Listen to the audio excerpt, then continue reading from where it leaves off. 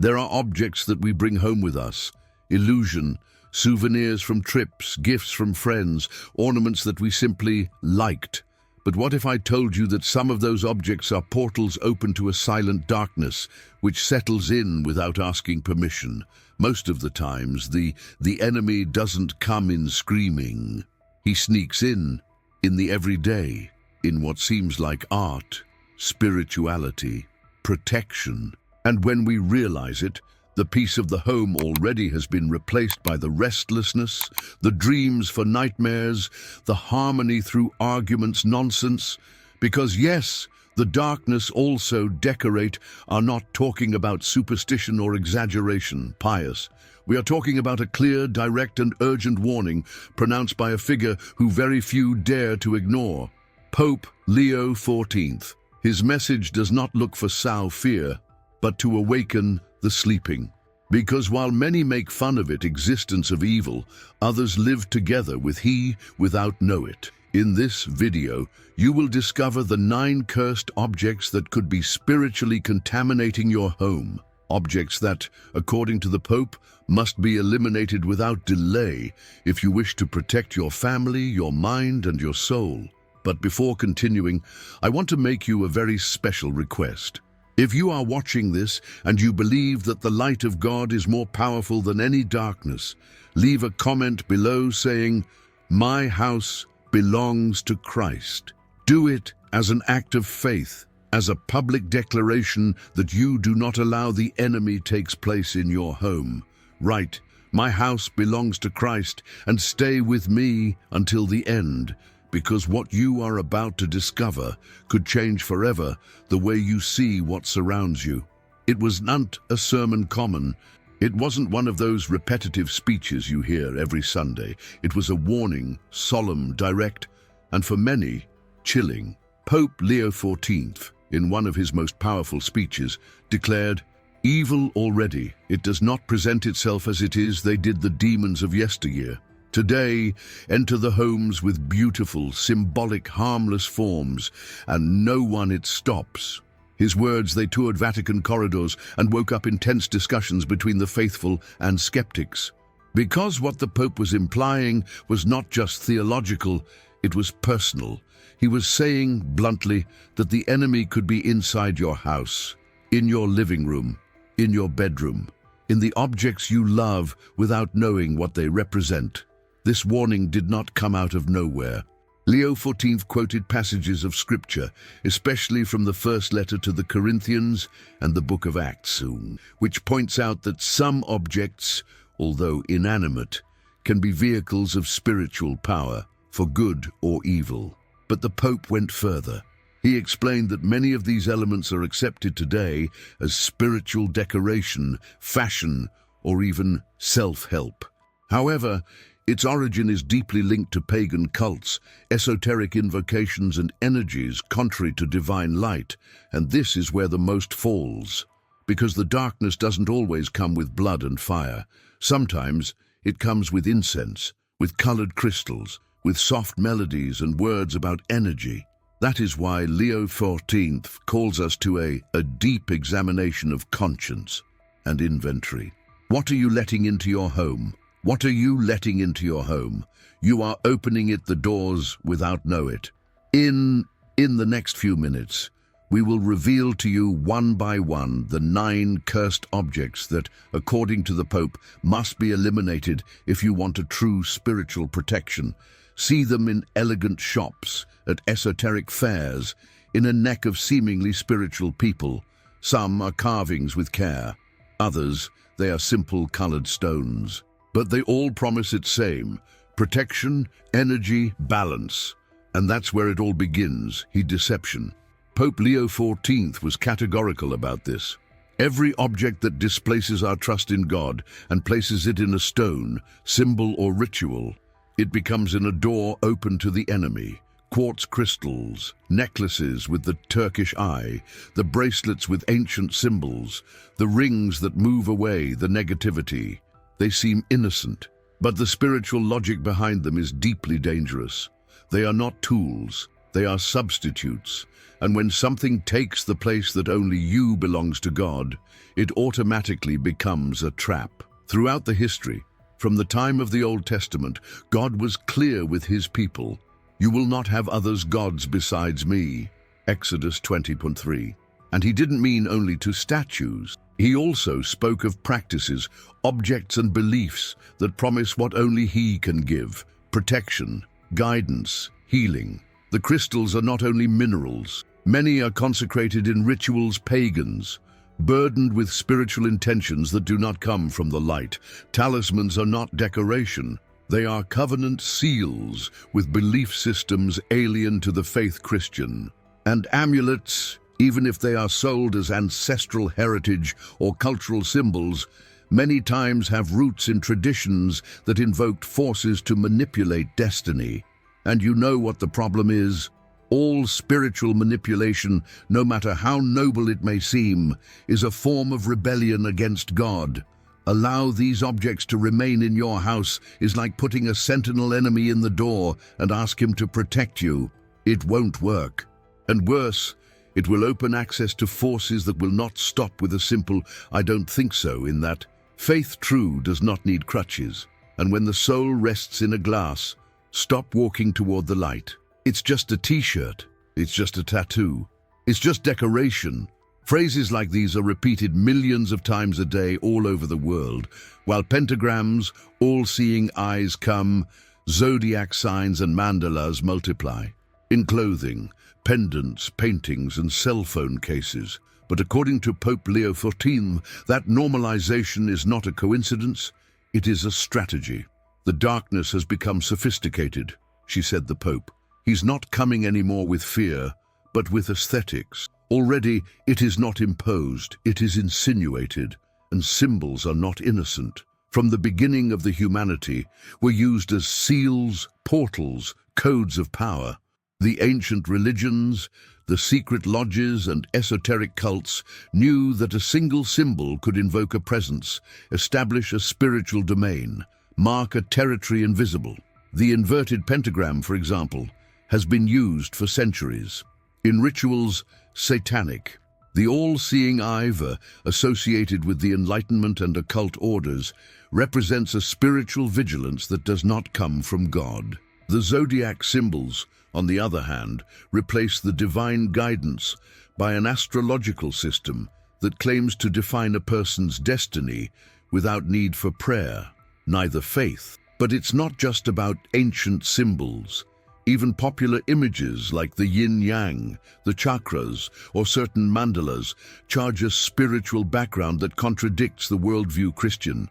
They are representations of doctrines that deny sin, the salvation, and the God's authority over the universe.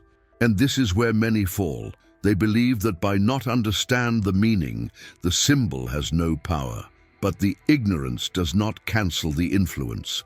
Wearing one of these emblems on a body or hang it in the wall is like inviting a spiritual entity to do residence without knowing his name. The Pope was clear.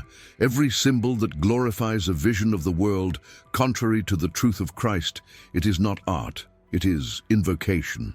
If you want your home this full of peace, start by cleaning which communicates another agenda, even if silently. A table may seem like a place of communion, of joy, of family, but according to the words of the Apostle Paul, not every food that is served with smile comes from the light. In 1 Corinthians 10:20-21, he warns with severity, "You cannot participate in the table of the Lord and of the table of the demons." It is a phrase that many prefer to ignore, because it implies that even food, those things that seem so earthly, so physical, can be spiritually contaminated. How is this possible? Pope Leo XIV explained with clarity in his message. Food prepared by hands consecrated to evil can become in a channel of spiritual oppression. It is not about irrational fear, but about deep understanding about the intention. In many occult practices, preparing a meal is more than just cooking. It is a ritual. In the spiritual world, the intention is energy. When someone delivers food after having finished it, offered to forces dark, although it disguised as gratitude, or blessing, is, in reality, imparting a spiritual burden on whoever it receives. And the most dangerous thing, who consumes it does it voluntarily, opening doors without know it. There are documented cases of people who, after accepting meals from supposed healers or benevolent witches, began to suffer nightmares, illnesses, unexplained losses, financial or family breakups. It's no coincidence, it's contamination. Jesus shared he bread with sinners, yes, but he never accepted rituals that sought to manipulate food spiritually outside of the willpower of the Father. Today, if someone offers you food, ask yourself, what is the spiritual source of this person? What is the intention behind this delivery? Spiritual protection begins in the everyday, and what seems like a simple dish, it may be, in reality, a disguised altar. It seems like just fiction, imaginary stories, books, movies, and video games that, according to they say, you shouldn't take so much in serious. No, but what if I told you that those narratives you consume for leisure are, in reality, spiritual training? Pope Leo XIV was direct. Modern entertainment has ceased to be innocent. It has become a school of darkness. Many productions, current ones, do not limit themselves to speaking of evil. They teach, ritual by ritual, word by word, name by name, invocations, real presented as fantasy, magic disguised as adventure, sorcery glorified as empowerment. And what is the real danger? That the soul does not distinguish between "it's just a game" and "this forms me spiritually." The soul absorbs, learns, it is molded. And if what enters through the eyes and the ears is darkness, do not expect what comes out of the heart be light. Movies where witches, they are heroines. Series where demons, they are nice. Books where the hell is a fascinating place. Games where the goal is to dominate the spiritual world without God. All this, although disguised as entertainment, it acts as a reverse catechism. And it's not an exaggeration. Did you know that many screenwriters consult real occultists to give their scenes realism? That certain books, juveniles, are written following ritualistic structures. What you think it's fantasy, they know it is an invocation. Leo XIV said something that sounds like a warning bell. The mind is formed by what it contemplates. If you contemplate the darkness, do not expect the soul to remain luminous. Many homes today are filled with objects that symbolize this culture. Dark movie posters, collectible figures of demonic characters, witchcraft books for beginners, consoles with games that simulate rituals real. No, it's not paranoia, it's spiritual vigilance. Your house is not a movie theater, it's a sanctuary. And a sanctuary cannot having idols disguised as entertainment. Music has power. It not only moves emotions, but also molds atmospheres spiritual. That is why, since in ancient times, it was used in temples, rituals, and ceremonies. The Bible, it clearly shows, David played the harp, and the demons that tormented King Saul fled. But what happens when music does not invoke God, but everything contrary?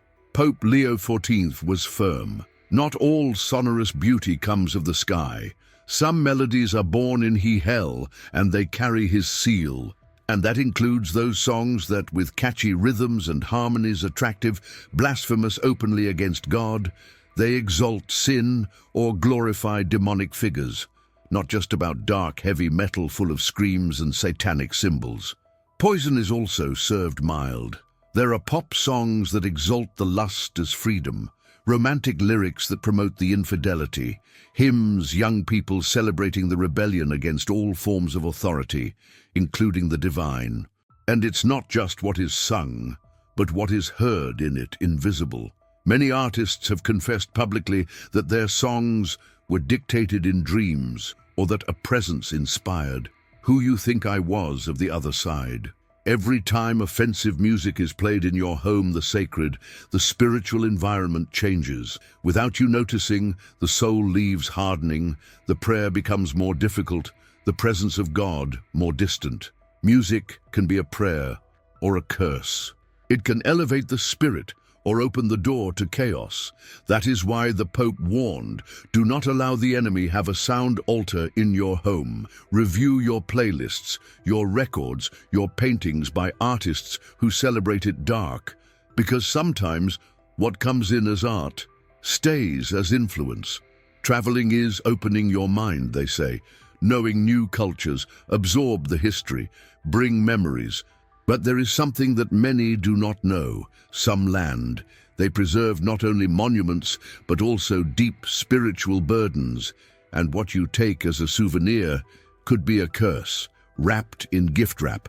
Pope Leo XIV especially warned about this. Not everything that appears to be culture is neutral. Many objects brought from lands consecrated to false gods are impregnated with invisible pacts. Statuettes of divinities, Hindus, African masks used in rituals ancestral, talismans brought from markets in Asia or Latin America, ritual instruments of shamans, all of them, although beautiful or exotic, they are not simple decorations. They were used or continue to be being used in practices of invocation, offering or connection with spiritual entities alien to the living God.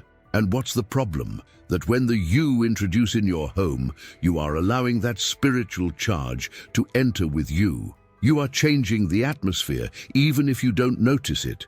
Is no shortage of stories. Families who began to experience misfortunes after bringing an interesting figure from Egypt. People who couldn't sleep since they hung a tribal tapestry in your living room. Everything has an origin, and in the spiritual, the origin, it is everything. Leo XIV remembered what happened in Acts 19:19, when the new believers in Ephesus, understanding the danger, they burned their books and magical objects publicly. Not the sold, not them, they kept them. They destroyed them, because they knew that there is no neutrality when it comes to the soul. So before I hang that up again, exotic painting or putting that figure on your shelf, ask yourself, where did it come from? Comes from? What does it represent? With that was consecrated. Maybe that object isn't reminding you of a vacation, but keeping you a pact that will never you did consciously. Not everything that appears Christian honors Christ. And this truth, although uncomfortable, is more relevant than ever. Today, they are sold in religious stores, objects that, far from blessing, offend the sacred with a poisonous subtlety. Pope Leo XIV denounced a growing trend, the marketing of distorted images of saints, inverted crucifixes, rosaries of alternative design, and prints with distorted colors that, instead of inspiring devotion, awaken confusion or even mockery. The enemy is not always destroys. Sometimes it disguises itself as devotion to infiltrate in the altars of the soul, he warned. Imagine an image of the Virgin Maria with exaggerated eyes and a mocking smile, or a crucifix hanging upside down as if out of fashion. That builds the faith, or does it silently ridicule it?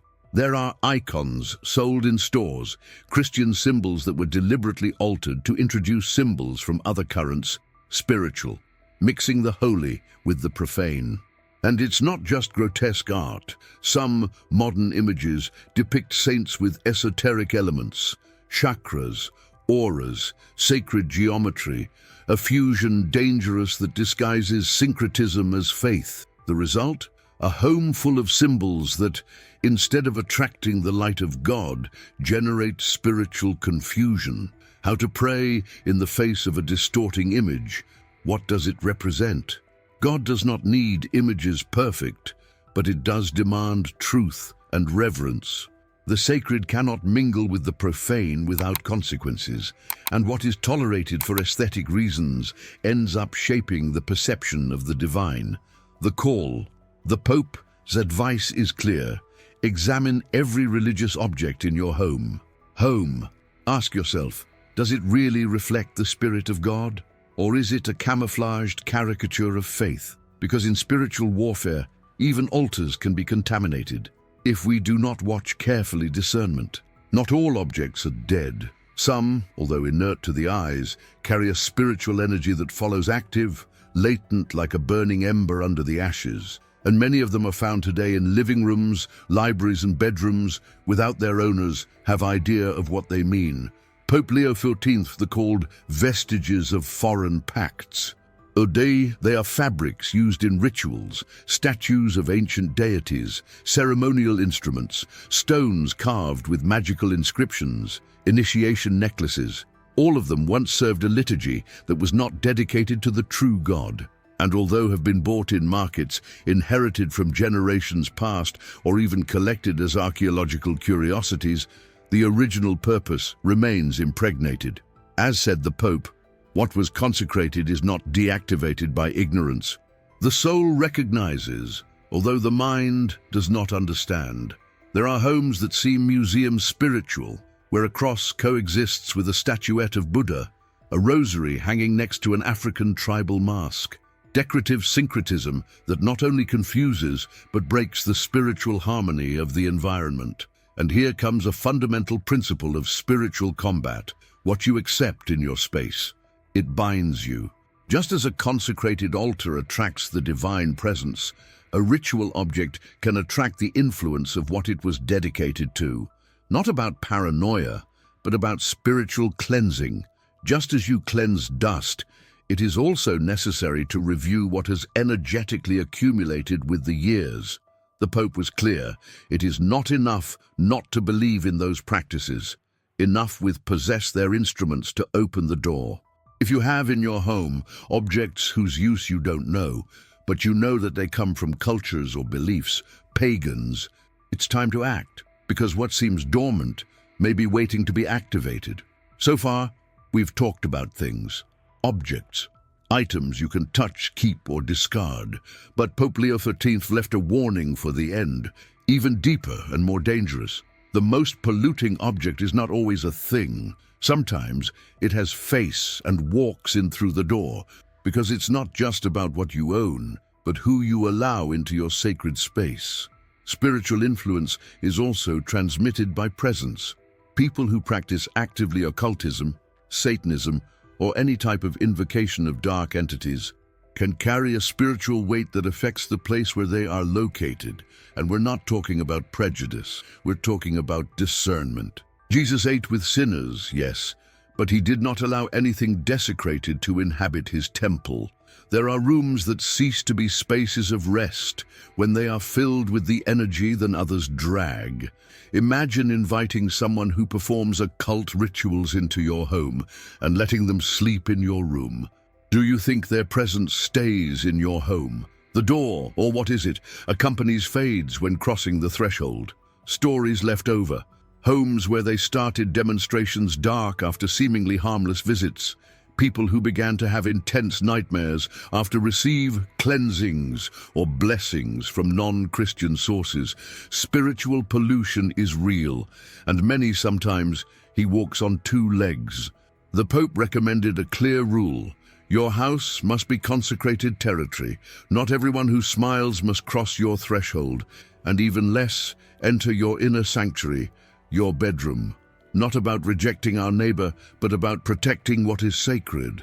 Jesus, he threw out the merchants of the temple not by hatred, but for the love of the Father. Do it same. Watch, discern, protect your home, even from what breathes. After all that we have revealed, it emerges the big question: what now? What? How to heal a home that has been spiritually contaminated?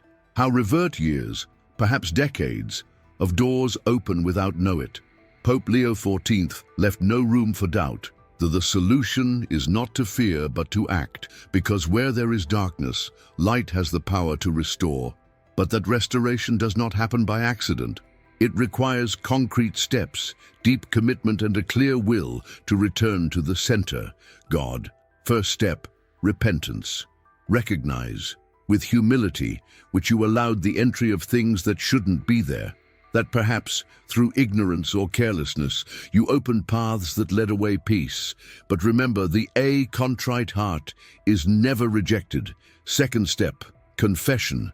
Seek the sacrament, open your soul before a priest, and cleanse not only your house, but your interior, because the spiritual home begins in the heart. Third step, clear the environment. Do a deep clean. Remove each of the marked objects. Do not keep them just in case. Don't give them away, destroy them, and do it with prayer, with spiritual authority, asking God to cut off all influence linked to those elements. Fourth step, blessing of the home. Get holy water. Sprinkle each room while praying aloud. You can use Psalm 91, the Lord's Prayer, and declare, "This house belongs to Christ. No darkness takes place here." Do it with faith. Faith does not need volume. You need conviction. Fifth step, restoration with sacred symbols. Where you removed darkness, place light. Crosses, images of authentic saints, Bibles open, phrases that honor God, not as decoration, but as a constant reminder that your home is consecrated. Step 6, continuous vigilance.